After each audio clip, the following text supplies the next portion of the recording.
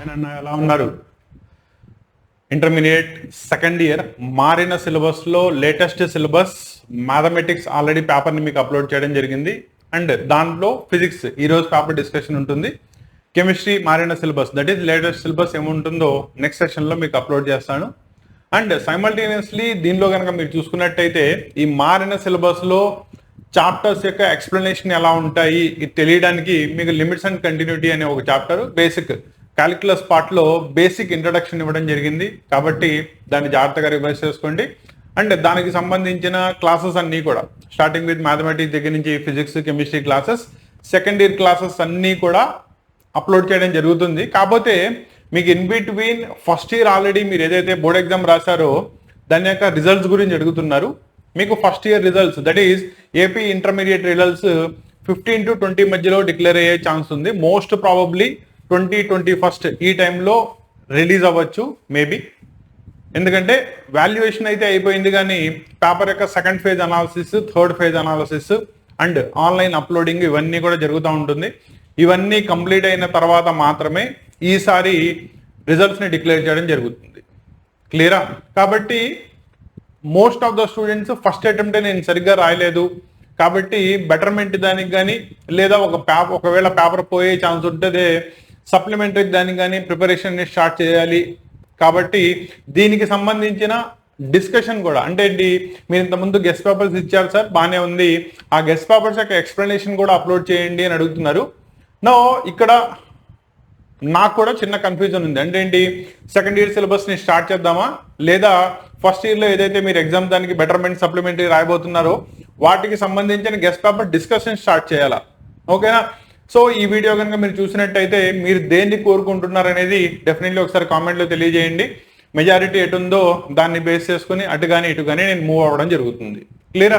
No ఈ రోజు class సెషన్లోకి వచ్చేటప్పటికల్లా analysis గురించి చూద్దాం. దట్ ఈస్ ఫిజిక్స్ ఏమి ఇవ్వడం జరిగింది. మేజర్గా చూసుకున్నట్టయితే లాస్ట్ ఇయర్ మీకు వేవ్స్ చాప్టర్తో సిలబస్ స్టార్ట్ అయ్యేది.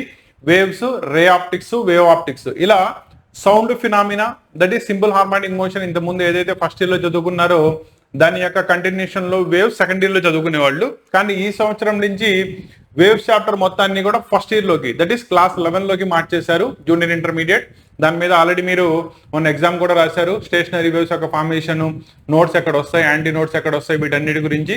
కాబట్టి రే ఆప్టిక్స్, వేవ్ ఆప్టిక్స్ ఇక్కడే ఉంటుంది కానీ ఆ రెండు చాప్టర్స్ని లైట్ ఫినామినాని లాస్ట్ చాప్టర్స్లో పడేశారు. కాబట్టి ఈ సంవత్సరం మీకు సిలబస్ ఎలక్ట్రిసిటీతో స్టార్ట్ అవుతుంది. ఎలక్ట్రిసిటీలో మళ్ళీ 2 types, static electricity, current electricity. ఇది అయిపోయిన తర్వాత కాన్సెప్ట్ ఆఫ్ మ్యాగ్నెటిజం అనేది వస్తుంది.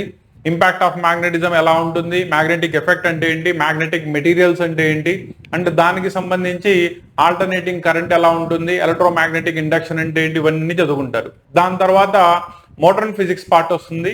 మోడర్న్ ఫిజిక్స్లో వచ్చేటప్పటికల్లా డ్యూయల్ నేచర్, ఆటమ్స్ మీరు ఆల్రెడీ అటామిక్ స్ట్రక్చర్లో లాస్ట్ ఇయర్ చదువుకున్నారు కెమిస్ట్రీలో, అది మళ్ళీ ఫిజిక్స్లో వస్తుంది. దాంతోపాటు న్యూక్లియై, సెమీ కండక్టర్స్ అయిపోయిన తర్వాత లాస్ట్లో ray optics and wave optics అనే ఫినామినన్ చదువుకుంటారు. అది ఫిజిక్స్ కి సంబంధించిన ఈ సంవత్సరం మారిన latest syllabus. It is NCERT వాళ్ళకైతే కనుక ఇది ఆల్రెడీ ఉన్నది.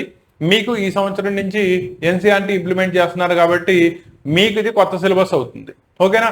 మీరు కనుక స్టేట్ టెక్స్ట్ బుక్స్ బదులు NCERT books physics and chemistry కనుక కొని ఉంటే మీకు ఈ పాటికి అది అర్థమైపోయి ఉంటుంది.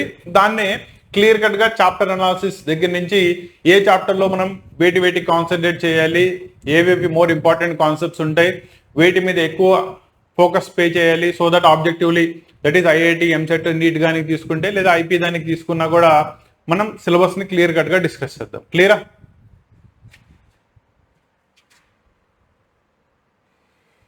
దానిలో మీకు యాజ్ యూజువల్ చెప్పినట్టుగానే ఫస్ట్ చాప్టర్ వచ్చేటప్పటికల్లా electric charges and fields. Actually మీకు స్టాటిక్ ఎలక్ట్రిసిటీలో చాప్టర్స్ని 2 పార్ట్స్ కింద విడగొట్టారు. మీరు యాక్చువల్లీ దానిలో 4 కాన్సెప్ట్స్ నేర్చుకుంటారు.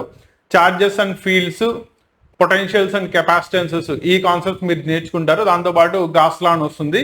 గాస్ లా దాకా మీకు ఫస్ట్ చాప్టర్లో ఇవ్వడం జరిగింది. కాబట్టి దీనిలో మెయిన్ వచ్చేటప్పటికల్లా అసలు ఎలక్ట్రిక్ ఛార్జెస్ అంటే ఏంటి, దాన్ని బేస్ చేసుకుని కండక్టర్స్ అంటే ఏంటి, ఇన్సులేటర్స్ అంటే ఏంటి, ఎలక్ట్రిక్ ఛార్జ్ యొక్క బేసిక్ ప్రాపర్టీస్ ఏవేవి ఉంటాయి, ఇక్కడ దాకా కూడా ఈ ఛార్జెస్ యొక్క బేసిక్ కాన్సెప్ట్స్ ని చదువుకుంటారు. దాని తర్వాత 2 ఛార్జెస్ కి మధ్యలో ఉండే ఫోర్స్ ని డిస్కస్ చేసే చాప్టర్ వస్తుంది, that is coulombs law. And దాని యొక్క అప్లికేషన్స్. నెక్స్ట్ ఒక ఛార్జ్ తన యొక్క సరౌండింగ్ లో తన యొక్క ఇంపాక్ట్ ని చూపిస్తే దాని యొక్క ఎలక్ట్రిక్ ఫీల్డ్ అంటారు.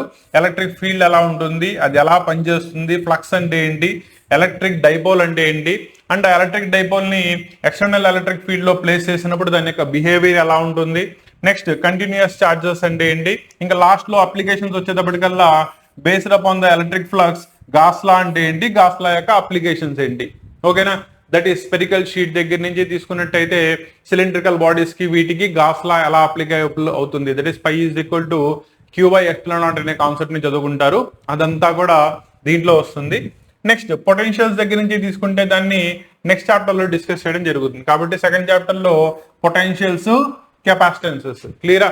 సో దీనిలో వచ్చేటప్పటికల్లా పొటెన్షియల్ అంటే ఏంటి, ఒక పాయింట్ ఛార్జ్ వల్ల ఉండే పొటెన్షియల్ ఎంత ఉంటుంది, ఎలక్ట్రిక్ డైపోల్ లో పొటెన్షియల్ ఎంత ఉంటుంది, potential due to system of charges ఎంత ఉంటుంది, అండ్ దాంతో పాటు over the surface of A charged body equi potential surfaces అంటే ఏంటి, అండ్ దాని నుంచి పొటెన్షియల్ ఎనర్జీని ఎలా ఫైండ్ అవుట్ చేస్తారు. ఇక్కడ దాకా కూడా పొటెన్షియల్స్ మీద బేస్ అయ్యి వస్తే నెక్స్ట్ దాని యొక్క కెపాసిటెన్స్ అంటే ఏంటి, parallel plate capacitor one of the most important question. దీన్ని బేస్ చేసుకుని సిరీస్ అండ్ ప్యారలల్ కాంబినేషన్ ని చదువుకుంటాం. అండ్ లాస్ట్ లో వచ్చేటప్పటికల్లా energy stored in a capacitor.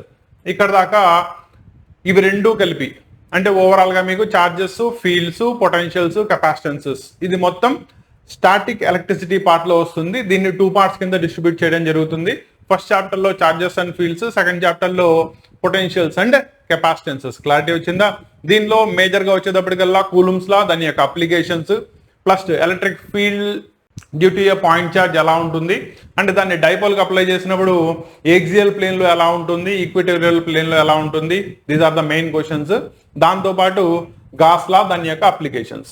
వేరాస్ potentials and capacitances కనుక తీసుకున్నట్టయితే ఎలక్ట్రిక్ పొటెన్షియల్ అంటే ఏంటి, electric potential due to a point charge ఎలా ఫైండ్ అవుట్ చేస్తారు, ఇక్కడ దాకా ఫస్ట్ పార్ట్ వస్తుంది. రెండోది వచ్చేటప్పటికల్లా కెపాసిటెన్స్, దానిలో ప్యారలల్ ప్లేట్ కెపాసిటర్ చాలా ఇంపార్టెంట్ క్వశ్చన్, దాని యొక్క పారామీటర్స్ మీద ఎలా డిపెండ్ అవుతుంది అనేది. తర్వాత ఒక సెట్ ఆఫ్ కెపాసిటర్స్ ఇచ్చినప్పుడు వాటిని ప్యారలల్ కాంబినేషన్ లో కానీ లేదా సిరీస్ కాంబినేషన్ లో కానీ తీసుకున్నప్పుడు ఓవరాల్ కెపాసిటెన్స్ ఎంత అవుతుంది ఫైండ్ అవుట్ చేయడం దీనిలో second question. That is second chapter లో మోస్ట్ ఇంపార్టెంట్ క్వశ్చన్స్ కిందకి వస్తాయి. క్లియరా. నెక్స్ట్ మూవింగ్ చార్జెస్, దాన్ని మనం కరెంట్ ఎలక్ట్రిసిటీ అంటాం. ఓకేనా. దీనిలో మెయిన్ గా వచ్చేటప్పటికల్లా మనం రెండు టైప్ ఆఫ్ లాస్ ని మెయిన్ గా చదువుకుంటారు. దీనిలో Faraday's laws, that is first concept మీద వస్తే ఓమ్స్ లా దాని యొక్క అప్లికేషన్ అంతా కూడా సెకండ్ దానిలో వస్తుంది. ఇవి మనం కరెంట్ ఎలక్ట్రిసిటీలో చదువుకునేది. దీనిలో కొన్ని అప్లికేషన్స్ చదువుకుంటాం. ఓకేనా. దానిలో వీట్ స్టోన్ బ్రిడ్జ్ ఒకటైతే, రెండోది potentiometer, that is meter bridge, దాని యొక్క అప్లికేషన్స్ అంతా కూడా దీనిలో చదువుకోవడం జరుగుతుంది. కాబట్టి మెయిన్ గా తీసుకున్నట్టయితే ఎలక్ట్రిక్ కరెంట్ దాన్ని బేస్ చేసుకుని కండక్టర్స్ ఎలా చేస్తారు. నెక్స్ట్ ఓమ్స్ లా అంటే ఏంటి, ఓమ్స్ లా యొక్క అప్లికేషన్స్ ఏంటి, based upon the temperature and material ని బేస్ చేసుకుని రెసిస్టెన్స్ ఎలా మారుతుందో చెప్పేదాన్ని మనం ఓమ్స్ లా అంటారు. నెక్స్ట్ దానిలో drift velocity of the electrons అంటే ఎలా ఉంటుంది, ఓమ్స్ లా యొక్క అప్లికేషన్స్ ఏంటి, and resistivity of different materials, that is రో అండ్ రో ఫర్ డిఫరెంట్ మెటీరియల్స్ ఎలా ఉంటుంది, అండ్ దాని యొక్క టెంపరేచర్ డిఫరెన్సెస్ చెప్పాను కదా ఎలా అవుతుంది, ఇక్కడ దాకా ఫస్ట్ పార్ట్ లో వస్తుంది. రెండోది ఎలక్ట్రికల్ ఎనర్జీ అంటే ఏంటి, ఎలక్ట్రికల్ పవర్ అంటే ఏంటి, దాని నుంచి ఈఎంఎఫ్ కానీ ఇంటర్నల్ రెసిస్టెన్స్ కానీ ఎలా కనెక్ట్ చేసుకుంటారు. Next series and parallel combinations లో మనకి సెల్స్ ఇచ్చినప్పుడు ఓవరాల్ రెసిస్టెన్స్ ఎంత అవుతుంది దాన్ని ఫైండ్ అవుట్ చేయడం. లాస్ట్ లో క్రికాఫ్స్ లాస్ అండ్ దాన్ని బేస్ చేసుకునే అప్లికేషన్ వీట్ స్టోన్ బ్రిడ్జ్ యొక్క కన్స్ట్రక్షన్, అన్నోన్ రెసిస్టెన్స్ ని యూజింగ్ వీట్ స్టోన్ బ్రిడ్జ్ ఎలా ఫైండ్ అవుట్ చేస్తారు. ఇదంతా కూడా మీకు third lesson, that is current electricity part లో వస్తుంది. క్లియరా. నెక్స్ట్ ఇక్కడ నుంచి మీకు కాన్సెప్ట్ ఆఫ్ మ్యాగ్నెటిజం అనేది ఇంట్రడ్యూస్ చేయబడుతుంది. సో ఫోర్త్ చాప్టర్ వచ్చేటప్పటికల్లా moving charges and moving charges నుంచి మనకి మ్యాగ్నెటిజం అనే కాన్సెప్ట్ ఎలా వస్తుంది చదువుకుంటారు. దానిలో మ్యాగ్నెటిక్ ఫోర్స్ అంటే ఏంటి, అవి మ్యాగ్నెటిక్ ఫీల్డ్ లైన్స్ ద్వారా ఎలా పనిచేస్తాయి, అండ్ ఆ మ్యాగ్నెటిక్ ఫీల్డ్ లైన్స్ యొక్క నేచర్ ఎలా ఉంటుంది, అదంతా కూడా ఇన్ టర్మ్స్ ఆఫ్ బయోట్ సావర్ట్స్ లా చదువుకుంటారు. One of the important concept. దీనిలో రెండు లాస్ వస్తాయి, ఒకటి బయోట్ సావర్ట్స్ లా, రెండోది యాంపియర్స్ లా. ఈ రెండింటి గురించి మెయిన్ గా చదువుకుంటారు. నెక్స్ట్ దాన్ని బేస్ చేసుకుని మనం ఎలక్ట్రిసిటీని యూస్ చేసి మ్యాగ్నెటిజం ని కన్స్ట్రక్షన్ అండ్ దానివల్లే మనకి మోటార్స్ కానీ జనరేటర్స్ కానీ ఇవన్నీ తయారు చేయడం జరిగింది. దాన్నే సోలనాయిడ్ అంటారు. సోలనాయిడ్ యొక్క కన్స్ట్రక్షన్ ఎలా ఉంటుంది, దాన్నే ఎలక్ట్రోమాగ్నెట్ అంటారు. దాని యొక్క బిహేవియర్ అంతా కూడా దీనిలో చదువుకుంటారు. క్లియరా? నెక్స్ట్ వచ్చేటప్పటికల్లా రెండు ప్యారలల్ కరెంట్స్ కి మధ్యలో ఫోర్స్ ఎంత ఉంటుంది, దాన్నే మనం యాంపియర్స్ లో డిస్కస్ చేస్తుంది, దాని గురించి మాట్లాడతారు.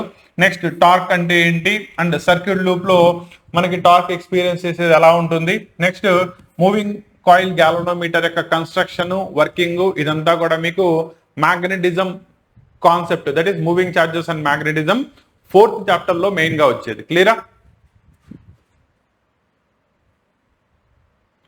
నెక్స్ట్ డిఫరెంట్ మెటీరియల్స్ కనుక తీసుకున్నట్టయితే దాని మీద 5th చాప్టర్ వస్తుంది, that is magnetism and matter. దీనిలో బార్ మ్యాగ్నెట్ కనుక తీసుకున్నట్టయితే దానిలో మ్యాగ్నెటిక్ ఫీల్డ్ లైన్స్ ఎలా పనిచేస్తాయి అంటే దాన్ని అప్లై చేసుకుని గాస్ లా ఎలా పనిచేస్తుంది, ఇవన్నీ చదువుకుంటారు. నెక్స్ట్ ఆ మ్యాగ్నెటిక్ ఫీల్డ్ యొక్క స్ట్రెంత్ ని ఫైండ్ అవుట్ చేయడం, that is intensity of magnetic field and దాని యొక్క ప్రాపర్టీస్ అన్ని కూడా నెక్స్ట్ కాన్సెప్ట్ దీనిలో వస్తాయి. ఇవన్నీ కూడా మీరు డిఫరెంట్ మెటీరియల్స్ లో ఉండే కాన్సెప్ట్ ఆఫ్ మ్యాగ్నెటిజం ని చదువుకుంటారు. ఓకేనా? అండ్ ఒక బాడీలో మ్యాగ్నెటిక్ మెటీరియల్ ని మనం ప్లేస్ చేసినప్పుడు ఈ మ్యాగ్నెటిజం ని వేరే బాడీలోకి ఎలా ఇంట్రడ్యూస్ చేయొచ్చు, either based upon the electric field కానీ లేదా ఎక్స్టర్నల్ మ్యాగ్నెటిక్ ఫీల్డ్ కానీ, దాన్ని మనం ఎలక్ట్రోమాగ్నెటిక్ ఇండక్షన్ అంటాం. దాన్ని మనం 6th చాప్టర్ లో చదువుకుంటారు. ఎలక్ట్రోమాగ్నెటిక్ ఇండక్షన్ అంటే ఏంటి అండ్ ఫారడేస్ ఎక్స్పెరిమెంట్ కానీ హెన్రీస్ ఎక్స్పెరిమెంట్ కానీ దాన్ని ఎలా ఎక్స్ప్లెయిన్ చేస్తాయి. And amount of magnetism per unit area, దాన్నే మనం మ్యాగ్నెటిక్ ఫ్లక్స్ అంటారు, దాన్ని ఎలా పనిచేస్తుంది. నెక్స్ట్ ఎలక్ట్రోమాగ్నెటిక్ ఇండక్షన్ ని బేస్ చేసుకుని ఫారడేస్ లా ఏం ఎక్స్ప్లెయిన్ చేస్తుంది, లెన్స్ లా ఏం ఎక్స్ప్లెయిన్ చేస్తుంది, ఇవన్నీ చదువుకుంటారు. దీంతో పాటు ఎలక్ట్రోమోటివ్ ఫోర్సెస్ అంటే ఏంటి, next AC generator working construction ఎలా ఉంటుంది, ఇదంతా కూడా దీంట్లో మెయిన్ గా చదువుకోవడం జరుగుతుంది. కాబట్టి దాన్నే మనం ఎలక్ట్రోమాగ్నెటిక్ ఇండక్షన్ అంటారు. ఓకేనా?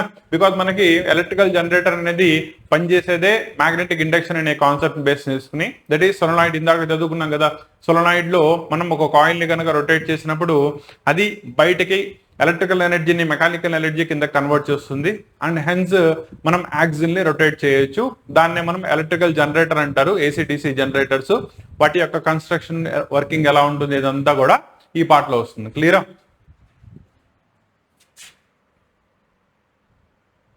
ఇంకా లాస్ట్ వచ్చేటప్పటికల్లా దాని యొక్క applications, that is electricity and magnetism both the concept ని కలిపితే ఒకదాని యొక్క ఇన్ఫ్లుయెన్స్ రెండో దాని మీద ఎలా ఉంటుంది అనేది మీరు ఆల్టర్నేటింగ్ కరెంట్ కాన్సెప్ట్ లో చూసుకుంటారు. దీనిలో మెయిన్ గా వచ్చేటప్పటికల్లా AC voltage apply to resistor ఎలా పనిచేస్తుంది అండ్ వాటి యొక్క కాంబినేషన్స్ ఎలా తీసుకోవచ్చు. నెక్స్ట్ ఇండక్టర్స్ కెపాసిటర్స్ యొక్క అప్లికేషన్స్ ఎలా ఉంటాయి అంటే దీంట్లో ఎల్సిఆర్ సర్క్యూట్స్ యొక్క కన్స్ట్రక్షన్ వర్కింగ్ ఎలా ఉంటాయి, దీంట్లో పవర్ ఆఫ్ ఏ సర్క్యూట్ ని ఎలా ఫైండ్ అవుట్ చేయొచ్చు and construction and working of a transformer, number of turns ని బేస్ చేసుకుని ట్రాన్స్ఫార్మర్ యొక్క కెపాసిటీని మనం ఎలా మార్చొచ్చు, ఈ కాన్సెప్ట్ అంతా కూడా దీనిలో వస్తుంది. క్లియరా? One of the most important chapter alternating currents.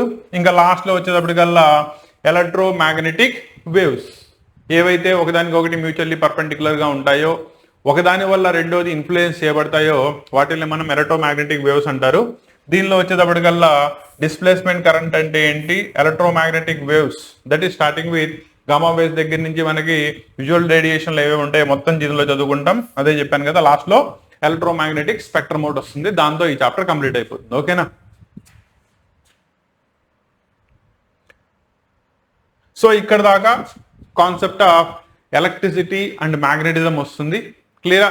ఇంకా లాస్ట్ లో మీకు ray optics and wave optics పెట్టారని చెప్పాను కదా, కాబట్టి ఒకటి రే ఆప్టిక్స్, రెండోది వేవ్ ఆప్టిక్స్. ఒకటి పార్టికల్ నేచర్ మీద దట్ ఈస్ కార్పస్క్యులర్ థియరీ మీద పనిచేస్తుంటే రెండోది హైగన్స్ వేవ్ కాన్సెప్ట్ మీద పనిచేస్తుంది. నౌ రే ఆప్టిక్స్ వచ్చేటప్పటికల్లా దీనిలో కాన్సెప్ట్ ఆఫ్ రిఫ్రాక్షన్ ఒకటి, టోటల్ ఇంటర్నల్ రిఫ్రాక్షన్ ఒకటి, ఇవి రెండు మెయిన్ కాన్సెప్ట్. వీటిని చదువుకుంటూ డిఫరెంట్ ఆప్టికల్ ఇన్స్ట్రుమెంట్స్ యొక్క కన్స్ట్రక్షన్ వర్కింగ్ ఎలా ఉంటుందో చదువుకుంటారు. వేరే వేవ్ ఆప్టిక్ వచ్చేటప్పటికల్లా మెయిన్ గా హైగన్స్ కాన్సెప్ట్ మీద పనిచేస్తుంది కాబట్టి వాటి యొక్క హైగన్స్ ప్రిన్సిపల్ అంటే ఏంటి, రిఫ్రాక్షన్ అండ్ రిఫ్లెక్షన్స్ ని హైగన్స్ ప్రిన్సిపల్ ఎలా అప్లై చేస్తుంది, దానిలో ఇంటర్ఫియరెన్స్ అంటే ఏంటి, కోహరెంట్ వేవ్స్ ఇన్కోహరెంట్ వేవ్స్ ఫార్మేషన్ ఎలా జరుగుతాయి, దాంతోపాటు డైఫ్రాక్షన్ అండ్ పోలరైజేషన్, ఈ రెండు కాన్సెప్ట్స్ ని కూడా దీనిలో చదువుకోవడం జరుగుతుంది. క్లియరా?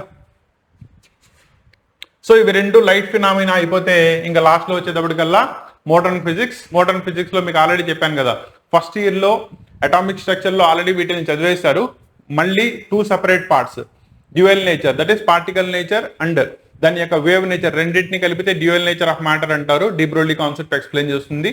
దాన్ని ఒక సెపరేట్ చాప్టర్ గాను, ఆటమ్స్ వచ్చేటప్పటికల్లా ఆటమ్ యొక్క బోర్స్ కాన్సెప్ట్ దగ్గర నుంచి, అంటే ఏంటి దానిలో స్టేషనరీ వేవ్స్ అనే దట్ ఈస్ స్టేషనరీ ఆర్బిట్స్ అనే కాన్సెప్ట్ ని మనం ఇంట్రడ్యూస్ చేసిన తర్వాత దాని యొక్క రేడియస్ ఎంత అవుతుంది, ఆ పర్టికులర్ స్టేషనరీ ఆర్బిట్ లో ఉన్నప్పుడు ఆ ఎలక్ట్రాన్ యొక్క total energy that is kinetic energy plus potential energy ఏమవుతాయి, ఇవన్నీ కూడా మనం ఆటమ్స్ అనే చాప్టర్ లో ఫిజిక్స్ పాయింట్ ఆఫ్ వ్యూలో నేర్చుకుంటారు. కాబట్టి రేడియల్ నేచర్ లో కనుక తీసుకున్నట్టయితే మెయిన్ గా photo electric effect main phenomena చదువుకుంటారు. దాంతోపాటు ఐన్స్టీన్స్ ఫోటో ఎలక్ట్రిక్ ఈక్వేషన్ ఎలా వచ్చింది, దాని యొక్క అప్లికేషన్స్, ఇవి అయిపోయిన తర్వాత dual nature that is de Broglie concept ని చదువుకుంటారు. De Broglie wavelength main గా lambda d is equal to h/mb అనే కాన్సెప్ట్ ఇక్కడ మెయిన్ కాన్సెప్ట్ ని ప్లేస్ చేస్తుంది. అండ్ రెండోది ఇక్కడ డి బ్రోగ్లీ కాన్సెప్ట్ బోర్స్ ఎక్కిన second postulate that is quantization of angular momentum అనే కాన్సెప్ట్ ని ఎలా సపోర్ట్ చేస్తుంది అనేది కూడా ఇక్కడ చదువుకుంటారు. క్లియరా? నెక్స్ట్ ఆటమ్స్ కనుక తీసుకున్నట్టయితే చెప్పాను కదా, Rutherford alpha particle scattering experiment, atomic spectra formation ఎలా ఉంటుంది, Bohr's model of an atom, next line spectrum of hydrogen atom and de Broglie concept second దాన్ని ఎలా ఎక్స్ప్లెయిన్ చేసింది అనేది ఇక్కడ చదువుకుంటారు. దాంతో కంప్లీట్ అయిపోతుంది. ఓకేనా? కాబట్టి ఇవి రెండు ఈజీగానే ఉంటాయి. నెక్స్ట్ కొత్తగా వచ్చే చాప్టర్ తీసుకుంటే ఇవి రెండు కొత్త అనమాట.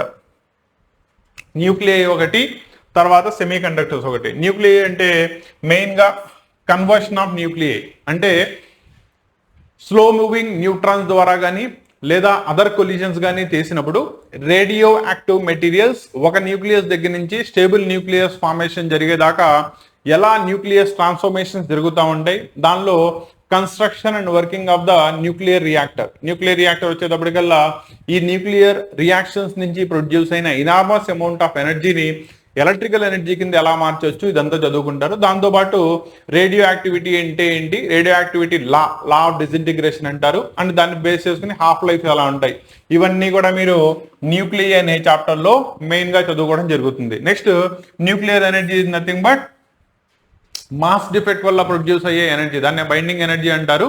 దాని యొక్క అప్లికేషన్స్ ఏముంటాయి అవి కూడా ఇక్కడ చదువుకుంటారు. నెక్స్ట్ సెమీ కండక్టర్స్ అంటే కండక్టర్స్ ఇన్సులేటర్స్ కి మధ్యలో ఏవైతే నాన్ కండక్టర్స్ ఇన్సులేటర్స్ ఉన్నాయో వాటిని డోపింగ్ చేయడం ద్వారా వాటిని కండక్టర్స్ కిందకి కన్వర్ట్ చేయొచ్చు. దానిలో మీరు ఏ టైప్ ఆఫ్ మెటీరియల్ తో దాన్ని డోప్ చేశారని దాన్ని బేస్ చేసుకుని 2 టైప్ ఆఫ్ సెమీ కండక్టర్స్ వస్తాయి. P type semiconductor, N type semiconductor. దాని నుంచి మనం డయోడ్స్ యొక్క కన్స్ట్రక్షన్స్, ట్రాన్సిస్టర్స్ వీటన్నిటిని చదువుకుంటారు. అదంతా కూడా మీకు దీనిలోకి వస్తుంది. కాబట్టి మెటల్స్ యొక్క classification, intrinsic semi conductors, extrinsic చెప్పాను కదా పిఎన్ జంక్షన్ అని, next semi conductor diode and వాటి యొక్క అప్లికేషన్స్ ఏముంటాయి యాజ్ రెక్టిఫైర్స్, పిఎన్పి, ఎన్పిఎన్, ఇవన్నీ కూడా దీనిలో చదువుకోవడం జరుగుతుంది. క్లియరా? సారీ, ఇది ఓవరాల్ గా సెమీ కండక్టర్ దాకా మీకున్న టోటల్ సిలబస్. లాస్ట్ ఇయర్ దానిలో దీని తర్వాత కమ్యూనికేషన్ సిస్టమ్ అనే ఒక చిన్న చాప్టర్ ఉండేది, దాన్ని రిమూవ్ చేశారు. కాబట్టి ఓవరాల్ గా ఫిజిక్స్ లో కనుక తీసుకున్నట్టయితే మీకు 14 చాప్టర్ల సిలబస్ ఇది. ఓకేనా? సో ఈ సంవత్సరం దీనిలో వచ్చేటప్పటికల్లా మీరు electricity part, magnetism part, optics that is light part, దాంతోపాటు మోడర్న్ ఫిజిక్స్ పార్ట్ ని నేర్చుకుంటారు. సో ఓవరాల్ గా ఈ సంవత్సరం ఫిజిక్స్ ని కనుక తీసుకున్నట్టయితే 4 పార్ట్స్ కిందకి మీరు క్లాసిఫికేషన్ చేయొచ్చు. దీనిలో ఫస్ట్ పార్ట్ ఎలక్ట్రిసిటీ, దానిలో కూడా స్టాటిక్ ఎలక్ట్రిసిటీ గురించి ముందు చదివేసుకుంటారు. నెక్స్ట్ కరెంట్ ఎలక్ట్రిసిటీ గురించి చదువుకుంటారు. నెక్స్ట్ మూవింగ్ చార్జెస్ అనే కాన్సెప్ట్ దగ్గర నుంచి మ్యాగ్నెటిజం ఎలా వస్తుంది, డిఫరెంట్ మ్యాగ్నెటిక్ మెటీరియల్స్ ఎలా ఉంటాయి, అండ్ ఎలక్ట్రోమాగ్నెటిక్ ఇండక్షన్ అంటే ఏంటి అక్కడ దాకా చదువుకుంటారు. Next optics phenomena, ray optics, wave optics రెండు చదువుకుంటారు. మోడర్న్ ఫిజిక్స్ లో వచ్చేటప్పటికల్లా dual nature, atoms, nuclei and semiconductors తో మీకు సిలబస్ అయిపోతుంది. ఓకేనా? సో మోస్ట్లీ కనుక తీసుకున్నట్టయితే లాస్ట్ ఇయర్ ఉన్న సిలబస్ ఓన్లీ ఒక వేవ్స్ అనే చాప్టర్ మాత్రమే ముందుకెళ్ళింది. నెక్స్ట్ లాస్ట్ లో ఉండే కమ్యూనికేషన్ సిస్టమ్ అనే ఒక చాప్టర్ ని రిమూవ్ చేశారు. రిమైనింగ్ సిలబస్ సేమ్ ఉంటుంది. క్లారిటీ వచ్చిందా? అండ్ చాప్టర్ వైజ్ డిస్కషన్ మనం యాక్చువల్లీ సిలబస్ స్టార్ట్ చేసిన తర్వాత 1 by 1 చాప్టర్స్ ని డిస్కస్ చేసుకుంటూ వెళ్దాం. కాబట్టి ఇది ఓవరాల్ గా ఈ సంవత్సరం మారిన లేటెస్ట్ ఫిజిక్స్ సిలబస్ యొక్క కంప్లీట్ డిస్కషన్. సిలబస్ గురించి మీకు కంప్లీట్లీ క్లారిటీ వచ్చింది అనుకుంటున్నాను. మ్యాథ్స్ సిలబస్ యొక్క డిస్కషన్ ఆల్రెడీ అయిపోయింది అండ్ ఇది ఫిజిక్స్ కి సంబంధించింది. నెక్స్ట్ క్లాస్ లో కెమిస్ట్రీ అండ్ దాని తర్వాత బైపీసీ వాళ్ళకి బయాలజీ సిలబస్ యొక్క డిస్కషన్ జరుగుతుంది. క్లియరా? లాంగ్వేజెస్ ఇంకా డిక్లేర్ అవ్వలేదు, లాంగ్వేజ్ రావాల్సి ఉంది. కాబట్టి లాంగ్వేజెస్ వచ్చిన తర్వాత దానిలో మనకి మెయిన్ గా స్కోరింగ్ సబ్జెక్ట్స్ సాంస్క్రిట్ యొక్క డిస్కషన్ నెక్స్ట్ సెషన్ లో చేద్దాం. క్లియరా? అండ్ వీడియో స్టార్టింగ్ లోనే మీకు ఇక్కడ పాయింట్ చెప్పాను. ఏమని? ఇమీడియట్లీ నెక్స్ట్ మనం regular classes for the second year start చేద్దామా, లేదా రేపు బెటర్మెంట్ లేదా సప్లిమెంటరీ ఎగ్జామ్ దానికి మనం ఆల్రెడీ గెస్ట్ పేపర్స్ ఇస్తున్నాం కాబట్టి ఆ గెస్ట్ పేపర్స్ యొక్క మెయిన్ కాన్సెప్ట్స్ డిస్కషన్ స్టార్ట్ చేద్దామా? రెండిట్లో మీరు ఏ వైపు ఉన్నారో చూసుకొని ఒకసారి మీ ఒపీనియన్ని, దట్ ఈస్ మీ యొక్క రిక్వైర్మెంట్ ని తెలియజేసినట్టయితే దాన్ని బేస్ చేసుకుని మనం మన క్లాసెస్ ని కంటిన్యూ చేద్దాం. రెండోది, మీ జూనియర్స్ అంటే మీ దానిలో 9th క్లాస్ నుంచి 10th క్లాస్కి లేటెస్ట్గా ఈ సంవత్సరం వచ్చిన స్టూడెంట్స్ ఎవరైతే మీ తమ్ముడు చెల్లి మీ చుట్టాలు ఎవరైనా ఉన్నట్టయితే కనుక 10th క్లాస్కి సంబంధించిన క్లాసెస్ మీకు ఫ్రమ్ జూన్ నుంచి స్టార్ట్ చేయడం జరుగుతుంది. కాబట్టి ఎవరెవరైతే 10th క్లాస్ స్టూడెంట్స్ ఉన్నారో వాళ్ళని కూడా ఛానల్లో జాయిన్ అవ్వమని చెప్పండి. అండ్ మీరు దానిలో సెకండ్ ఇయర్ అయిపోయిన తర్వాత, దట్ ఈస్ ఎంసెట్ రాసో నీటో ఐఐటీనో రాసి కరస్పాండింగ్లీ నెక్స్ట్ హైయర్ లెవెల్లోకి వెళ్ళిన తర్వాత మీ ఇంజనీరింగ్ కి సంబంధించి M1, M2, M3 mathematics syllabus కానీ లేదా ఫిజిక్స్ అండ్ కెమిస్ట్రీ చాప్టర్స్ కానీ, దీంతో పాటు బేసిక్ ఎలక్ట్రానిక్స్, ఇవి నేను డీల్ చేసే చాప్టర్స్.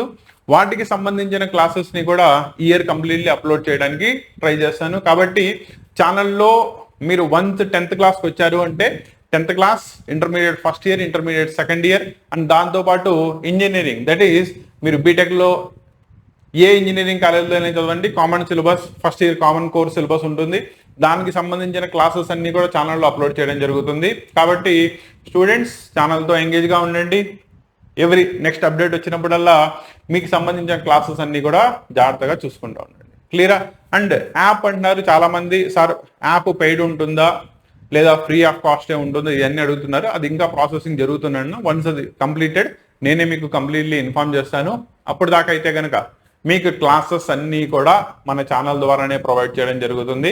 కాబట్టి ఎటువంటి టెన్షన్స్ పడకుండా ఛానల్తో టచ్లో ఉండండి. ఏమైనా డౌట్స్ ఉంటే కామెంట్లో తెలియజేయండి. సైమల్టేనియస్ ప్రిపరేషన్, ఓకేనా? నేను ఒక్కడనే ఇక్కడ గొంతు చించుకుని అరుచుకున్నంత మాత్రాన దానికి వల్ల ఉపయోగం ఉండదు. సైమల్టేనియస్లీ మీకు ఎంతమంది స్టూడెంట్స్కి ఎక్కువగా రీచ్ అయితే దెన్ ఇంత కష్టపడి చెప్తున్న క్లాసెస్కి పర్పస్ సర్వైవ్ అయినట్టు ఉంటుంది. అండ్ ఎక్కువ మంది స్టూడెంట్స్కి రీచ్ అయితే నాకు ఎక్కువ మంది స్టూడెంట్స్కి చెప్తున్నామనే మనశ్శాంతి ఉంటుంది. క్లియరా? కాబట్టి ఛానల్లో కంటెంట్ నచ్చినట్టయితే మీతో పాటు మీ ఫ్రెండ్స్కి, కొలీగ్స్కి, ఎవరైతే మీ ఫ్రెండ్స్ చుట్టాల్లో ఉన్నారో వాళ్ళందరికీ కూడా ఛానల్ని సజెస్ట్ చేయండి. క్లాసెస్ని చూసుకోమని చెప్పండి. ఓకేనా? ఈ ప్రతిసారి చెప్పే క్లాస్ ప్రతి స్టూడెంట్కి నచ్చాలని ఏం లేదు. కాకపోతే మాక్సిమం నెంబర్ ఆఫ్ స్టూడెంట్స్ని కవర్ అయ్యేలానే నా ఎక్స్ప్లెనేషన్ ఉంటుంది అనుకుంటున్నాను. ఎందుకంటే లాస్ట్ ఫ్యూ ఇయర్స్ నుంచి ఉన్న ఎక్స్పీరియన్స్ని బేస్ చేసుకొని. కాబట్టి దీనికి సంబంధించి మన క్లాసెస్ నచ్చితే కనుక డెఫినెట్లీ రికమెండ్ చేయండి. ఓకేనా? All the best. Next class సెషన్లో కెమిస్ట్రీకి సంబంధించిన కంప్లీట్ సిలబస్ డీటెయిల్స్ అందిస్తున్నాను. ఓకేనా?